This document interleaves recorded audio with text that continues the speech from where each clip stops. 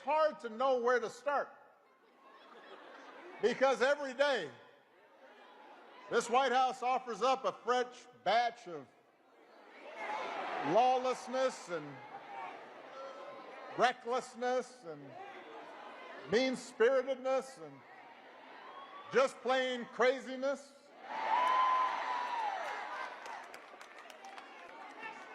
We got a president who thinks it's okay to use the Justice Department to go after his political opponents.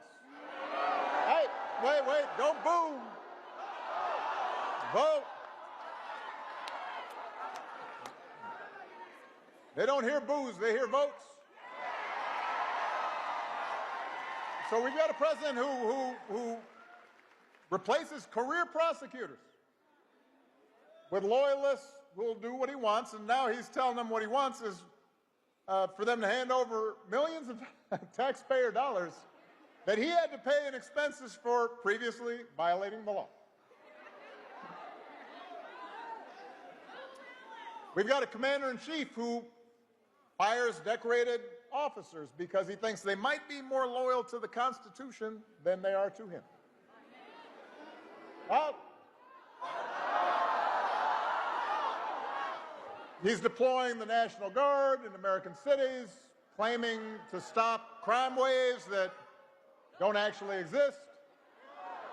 We've got masked ICE agents pulling up in unmarked vans and grabbing people, including U.S. citizens, off the streets on the suspicion that they don't look like real Americans.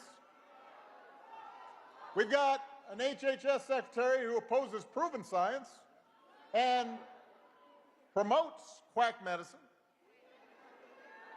A top White House aide who calls Democrats, the whole party, domestic extremists. We've got some poor labor economist who got fired for accurately reporting bad jobs numbers that the president didn't like. I mean, it's like every day is Halloween. Except it's all tricks and no treats.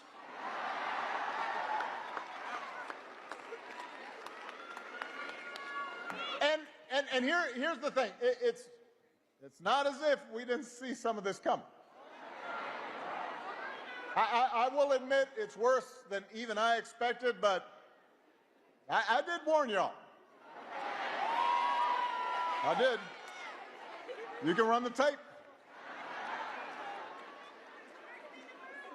And by the way, he warned you too, because he said what he was going to do.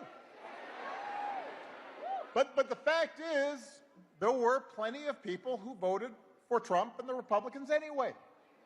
And it wasn't because they wanted to give up the right to free speech or see our public health systems torn down, but because they were understandably frustrated with inflation and gas prices and the difficulty of affording a home and worries about their children's future, and so they were willing to take a chance. Now, 9 months later, you got to ask yourself, has any of that gotten better? Is the economy working better for you? Because it sure has gotten better for Trump and his family. You know, since he's been in office, the whole crypto business and other ventures have made hundreds of millions of dollars, including from foreign nationals and rich folks investing because they want to stay in the president's good graces.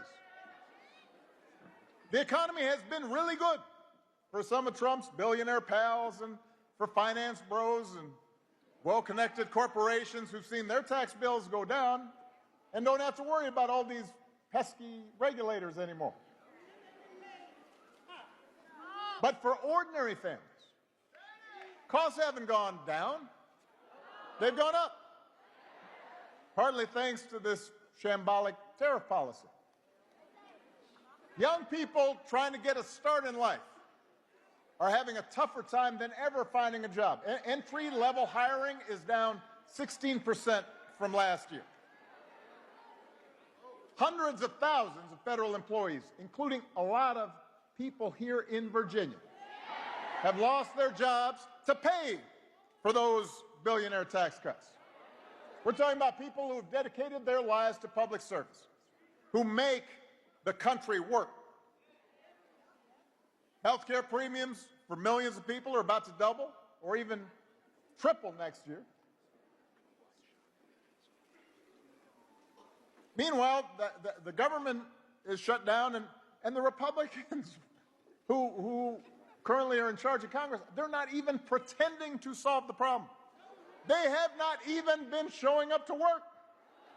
Not in session. Where are you? What are you doing? And as for the president, he has been focused on critical issues like paving over the Rose Garden so folks don't get mud on their shoes, and gold plating the Oval Office and building a $300 million ballroom.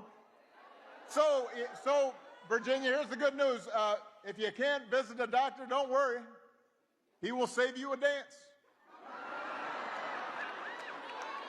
And if you don't get an invitation to the next White House shindig, you can always watch the festivities and all the beautiful people on Truth Social.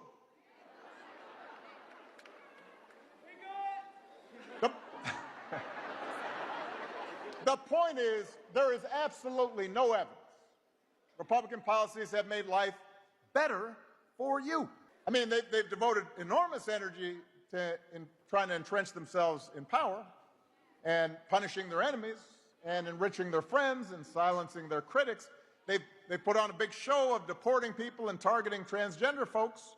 They never miss a chance to scapegoat minorities and DEI for every problem under the sun. You got a flat tire? DEI. Huh. Wife mad at you? DEI.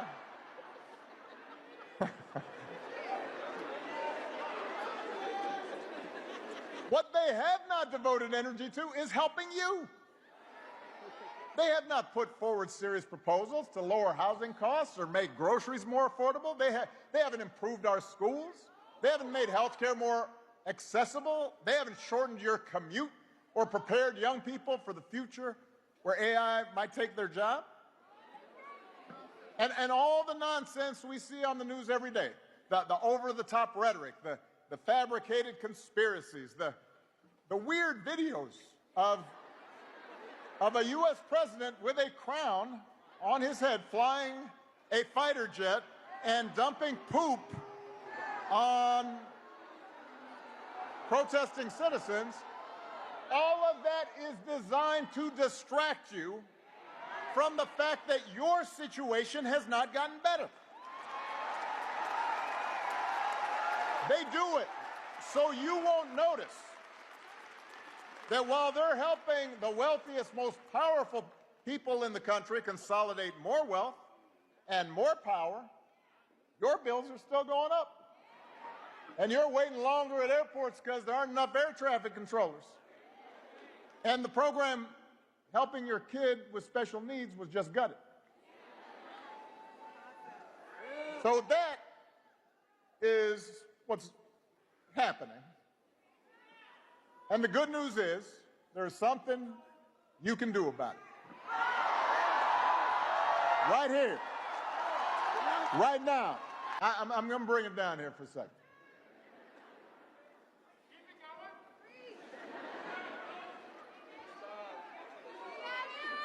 Because at the end of the day, what this election's about, what politics in a democracy is always about, is values. What do we care about? What do we believe? What do we prioritize? What are our core convictions? You know, a lot of people have asked me lately whether I'm surprised by the direction the country's taken. And even though I am the hope and change guy,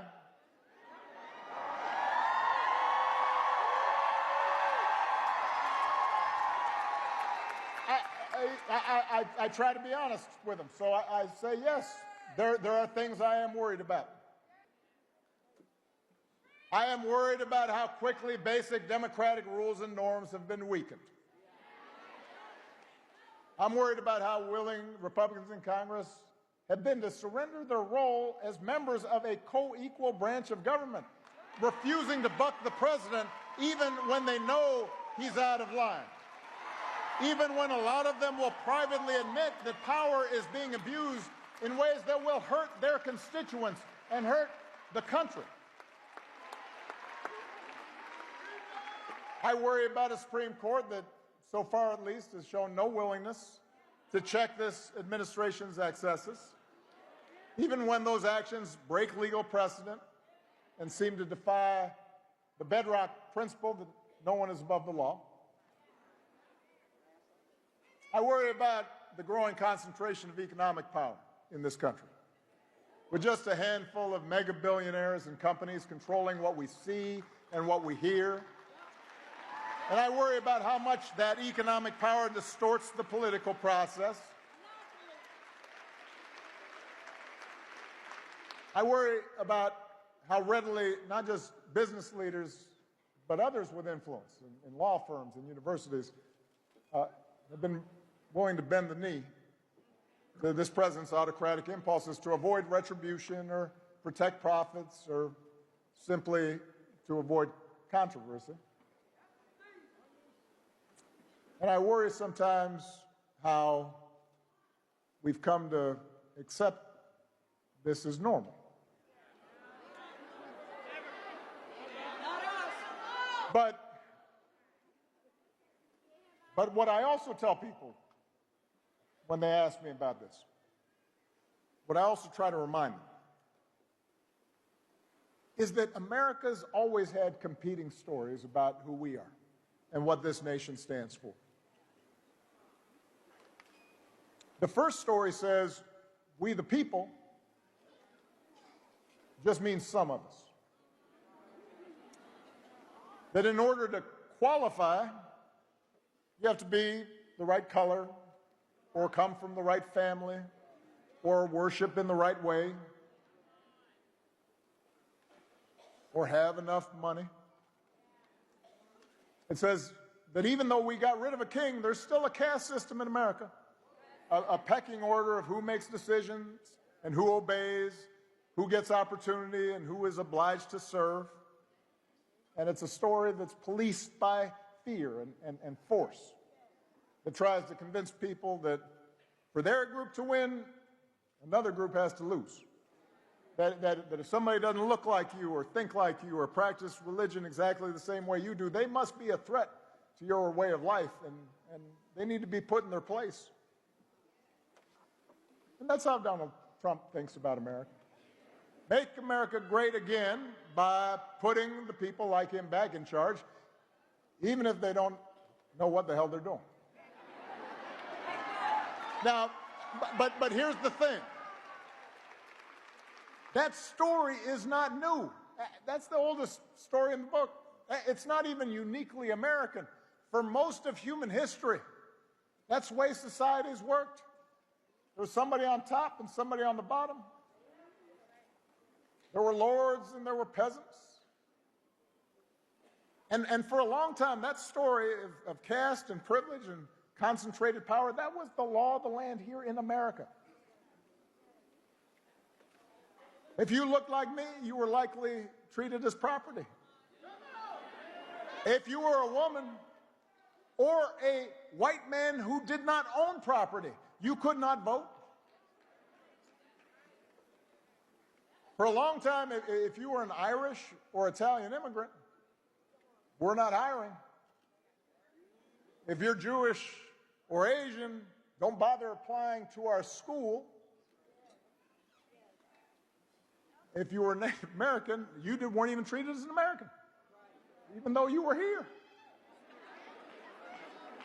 But from the very start, there was another story, born of this nation's true revolutionary spirit.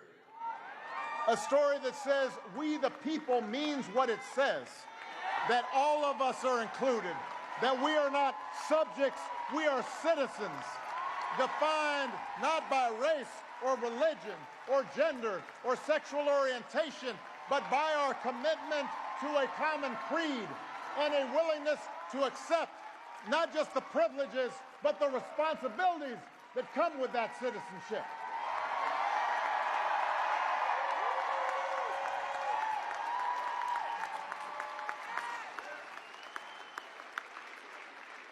That's what made the American experiment unique. That's what made us special. And through generations of struggle and sacrifice, through the faith of abolitionists and the struggle of suffragists, through a civil war and civil rights protests, through union organizing drives and government reforms and investment in public education, we moved closer to those founding ideas. And in the process, we inspired the world. And that's the story I believe in, Virginia. I believe in an America in which we all deserve equal protection under the law and nobody is above the law. I believe in an America where every child has a chance at a good education and anybody who's willing to work and find a job or start a business and make a decent living. An America where opportunity isn't just reserved for those who were born into privilege or happen to have the right connections. I believe in an America where we don't fear each other, but look out for each other.